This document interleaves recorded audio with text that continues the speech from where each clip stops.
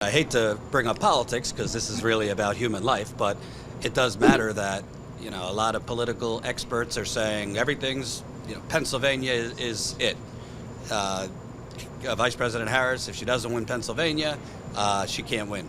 I actually think Michigan might be it as far as the most critical state, because most experts say, whether it was Biden before or now Harris, they need to win Michigan, Wisconsin, and Pennsylvania. So it doesn't really matter if she wins Pennsylvania without Michigan. Yes. And in Michigan, the bottom line is we're in Wayne County. It's the most Democrat, I guess you could say, county.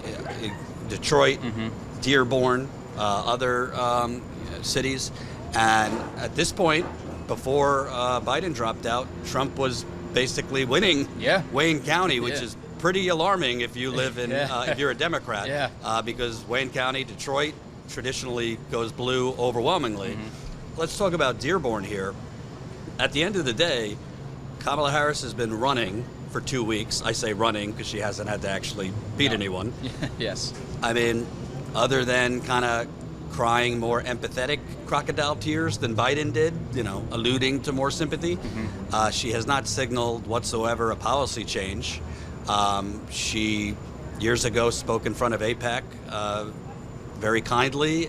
She's received a lot of money from AIPAC, and I haven't seen a policy or heard anything from her that indicates she would have acted differently than President Biden.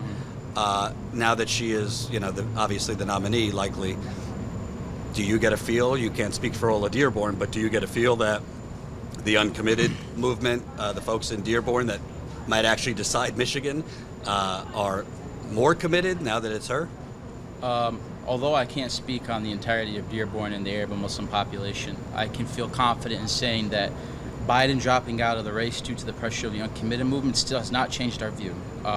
Unless Kamala Harris shows a substantial policy change on Israel-Palestine, wants to end this war in Gaza, wants to end the settlement empire in the West Bank, wants to create a Palestinian state, recognize Palestinian rights, we will not vote for her whatsoever.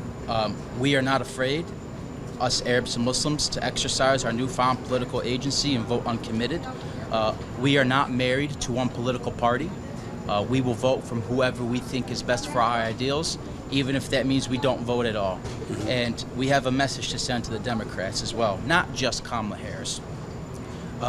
No more political theater saying you support a two-state solution, but when it's time to defend the Palestinians, you do nothing.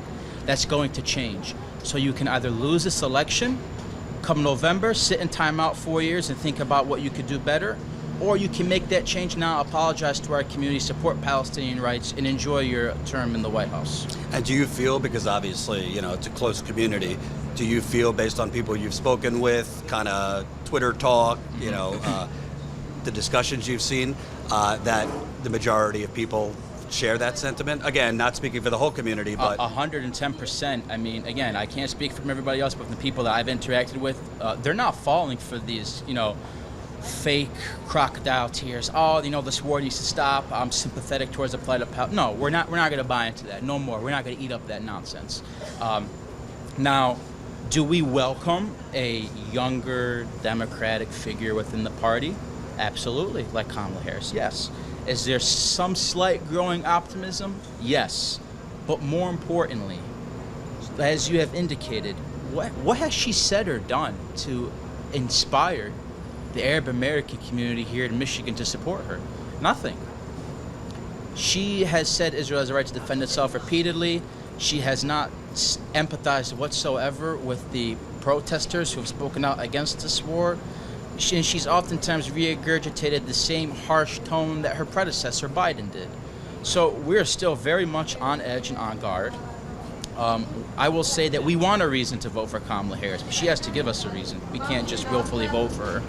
And in general, obviously, you pay attention to politics, so you know about the whole lesser of two evils game that we're constantly being fed. And on a lot of things, we're told, yep, Democrats aren't doing what they say or they're not fulfilling their promises, but Trump would be worse on X, Y, and Z. I mean, I can't feel what this community is feeling, but when you hear Trump will be worse, well, what could be worse than what is currently going on? That's the thing. I don't think it can get any worse than a genocide. I don't think it can get any worse than mass displacement of 2 million people from not Gaza, by the way, is not a country. People always view it as a country. It's a city. 2 million people from a city that, by the way, is as long as this drive from here, from Dearborn to possibly Novi. It's about 20 miles. Gaza is about 20 miles long. It can't get any worse than that. It cannot get any worse than that whatsoever. Lesser of two evils, well, they're both evil. The lesser evil is still evil. So whether it be Donald Trump or Kamala Harris, I'm still voting for two evils. We're not going to have this, vote for us because of Trump nonsense dangled over our heads. This is actually something that I think seems to go unnoticed.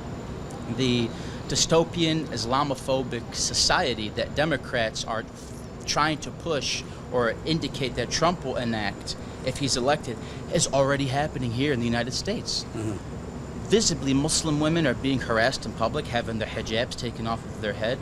We've seen Palestinians been shot, killed, attempted to be stabbed. We've seen thousands of Arabs and Muslims protest against this war, lose their jobs, get doxxed, get harassed, not feel safe. To me, Joe Biden and Kamala Harris' America is no different than the America that Donald Trump would have. So why should I vote for them? Why should any of the people here vote for them? You know? And let's say Kamala Harris came out tomorrow and said, if I was president and this was still going on, I'd immediately cut funding, whatnot, for Israel for offensive actions.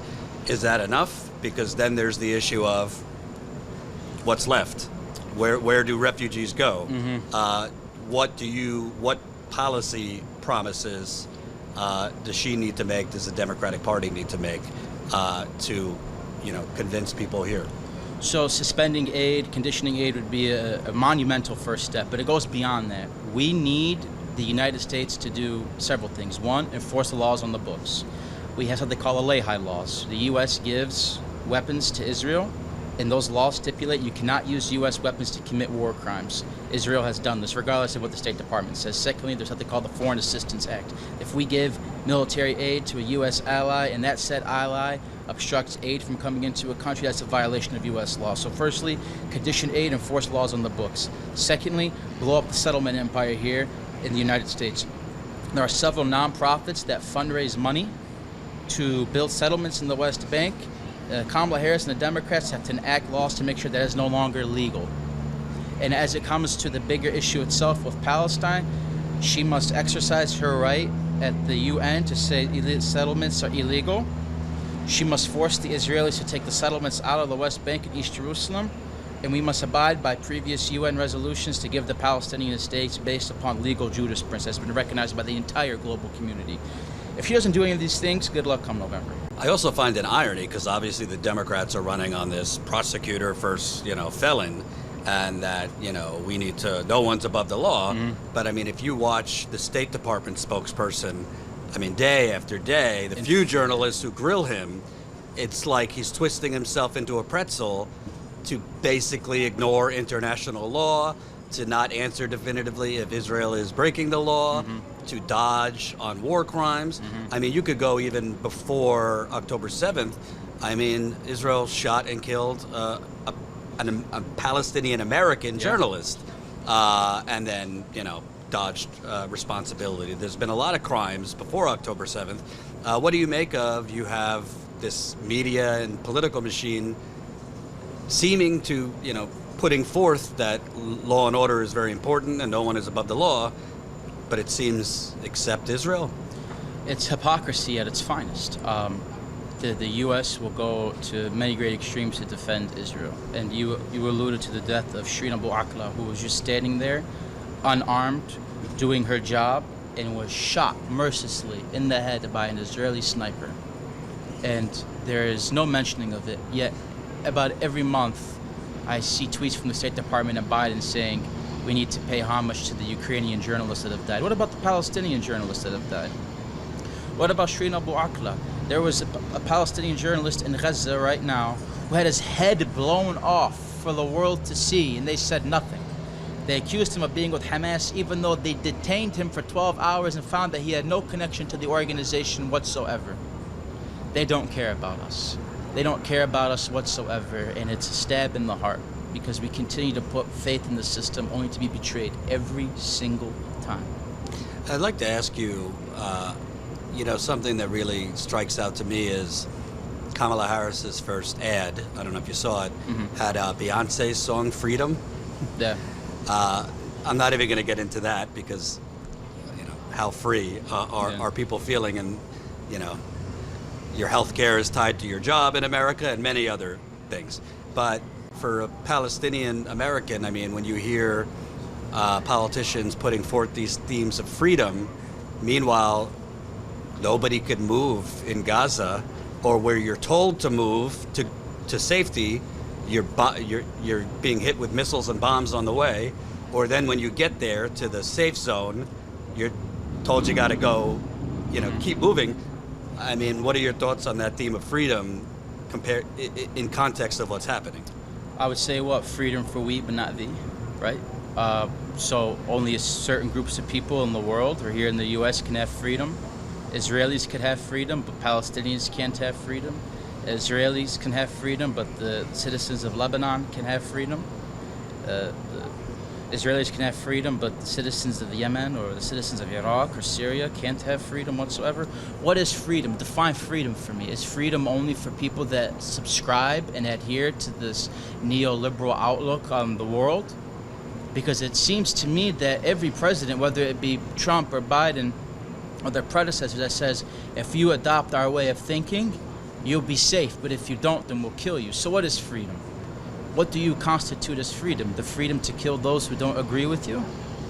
And then the freedom to shield those from persecution that do? Because that doesn't sound like freedom. That sounds like draconian authoritarianism that must be confronted. And let me ask you, as we speak, it's being reported, many believe it's going to be Pennsylvania Governor Josh Shapiro as the selection for Kamala Harris. He'd be the first Jewish vice president. It's not clear, he didn't serve in the IDF, but he volunteered in some program for the IDF.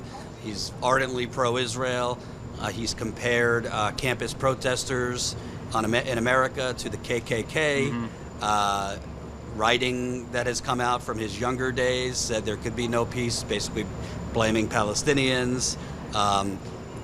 It seems to me, obviously he'd be the vice president, but if Kamala Harris selects him, that does not seem to be sending a message, I hear you, to Palestinians. No, it'd be the kind of the maintenance of the status quo. But I want to also be clear, the reservations that many are having about Josh Shapiro, because I know this is going to be distorted, has nothing to do with his Jewish background. We do not care if there's a Jewish vice president, a Jewish president, a Jewish individual in Congress. This is a land for everybody. A Muslim can be a vice president, a Jew can be vice president, a Christian can be vice president. We don't care. This man is so ideologically committed to the idea that Arabs and Palestinians are inferior. So when you stab him as your vice president, even if we agree that the position is ceremonial in nature and symbolic, that to me tells me there's going to be no policy shift and that you want to maintain the status quo. And, Shapiro is not somebody who I think is going to inspire a lot of confidence, even in mainstream Democratic voters. There are many, many problems and reservations people have with Shapiro. But I do want to touch upon his volunteer in the IDF. He was a volunteer between the first Intifada, in which Yitzhak Rabin, the quote-unquote peacenik, says, we're going to smash them like grasshoppers, break their bones. This is what he was volunteering for, the systemic dehumanization, integration, and dispossession of Palestinians. And you want this to be your running mate? How is this acceptable? So the move, if it were to be the case, would be severe backlash. Do you think in terms of Dearborn and Michigan that it could cost her the state? It will 110% cost her the election. I will not vote for her. As it currently stands, I won't vote for her now, but if she picks Shapiro, I'm not even going to watch the election.